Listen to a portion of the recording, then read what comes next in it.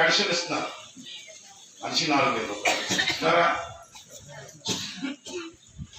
3 రోజుల క్రితం రాష్ట్రం అంతా ఎంక్వైరీ చేస్తే తప్పుడు వయసు చేసుకొని 3,20,000 మందికి దొంగ పెన్షన్ తీసుకుంటారు. తప్పు కదండి. 3,20,000 మంది రాష్ట్రంలో దొంగ పెన్షన్ తీసుకుంటున్నారు. 2 రోజుల క్రితం రిపోర్ట్ ఇది. దీనికి ఎంత ఖర్చు అవుతుంది మీకు ఎవరైనా తెలుసా? పెద్ద గొప్పలు చెప్తే ఇక్కడ ఉన్నారు, కానీ మీ నాయకుడికి ఎవరైనా తెలుసా? 3,20,000 ఇంటూ 4,000 వేయండి, నెలకి ఎంత అవుతుంది?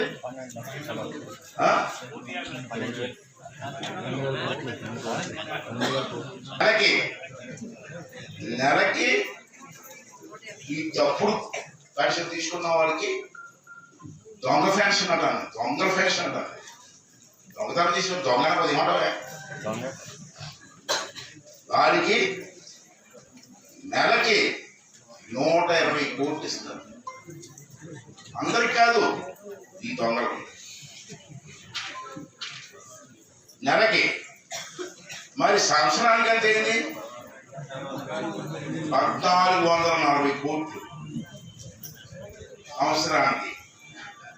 5 సంవత్సరాలకి ఎంత అయింది? 5 సంవత్సరాలు ప్రభుత్వం ఇవ్వాలి కదా, ఒక 5 సంవత్సరాలు టైం ఇచ్చేది. అది 7,200 కోట్లు. 7,200 కోట్లు మిగిలితే తాండవరానికి ప్రాజెక్టులు 3 ప్రాజెక్టులు కట్టచ్చు.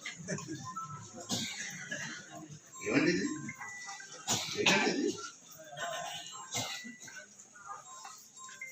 ఇంత డబ్బు అండి. 7,200 కోట్లు అండి. 700 కోట్లు కాదు. ఇది ఎంతవరకు న్యాయం అంటారు? తీసేస్తే ఓట్లు వేయమని చూసుకో. దొంగలు కూడా ఇచ్చేస్తారండి ఇక్కడ. అల్లుడు నాకు ఇవ్వండి, కాదట్లా ఇంకో 10 మందికి ఇవ్వండి. మా చంద్రబాబు నాయుడు కూడా చెప్పాను నేను, తప్పు అండి అది.